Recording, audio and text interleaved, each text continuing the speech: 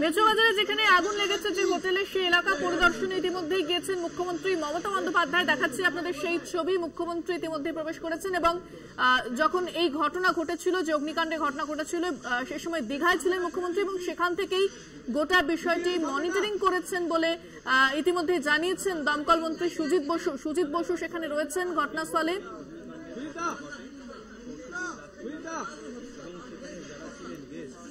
Kolkata police কমিশনারও রয়েছেন এই মুহূর্তে, মনোজ বর্মা তিনি রয়েছেন। শশী পাঁজা ঘটনাস্থলে উপস্থিত। মুখ্যমন্ত্রী মমতা বন্দ্যোপাধ্যায় গিয়েছেন ঘটনাস্থলে। এছাড়াও দমকলের উচ্চপদস্থ আধিকারিকরা রয়েছেন।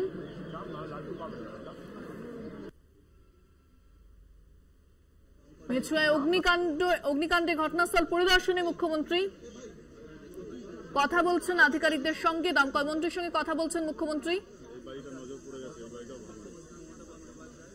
ঘটনার মনিটরিং করেছেন দীঘা থেকে, সমস্ত কিছু তিনি জেনেছেন আধিকারিকদের কাছ থেকে, দমকল মন্ত্রী সুজিত বসুর কাছ থেকেও জেনেছেন মুখ্যমন্ত্রী মমতা বন্দ্যোপাধ্যায় এবং তিনি সেই এলাকা পরিদর্শন করছেন, তিনি বোঝাচ্ছেন। দেখতে পাচ্ছেন সেই ছবি। কলকাতা পুলিশ কমিশনারের সঙ্গে কথা বলছেন মুখ্যমন্ত্রী।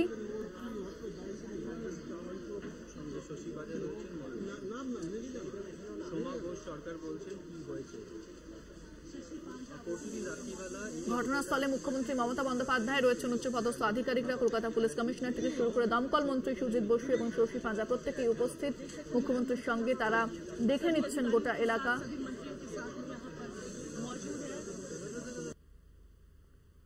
মুখ্যমন্ত্রীর সঙ্গে কথা বলছেন উচ্চপদস্থ আধিকারিকেরা।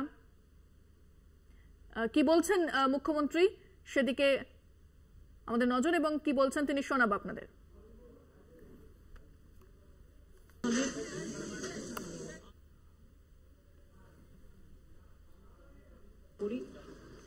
সুজিতের সাথে আমার ফায়ার ব্রিগেড মিনিস্টারের সাথে কন্টিনিউয়াস এবং কলকাতা পুলিশের সাথে চিফ সেক্রেটারির সাথে আমাদের কন্টিনিউয়াস মনিটরিং ছিল।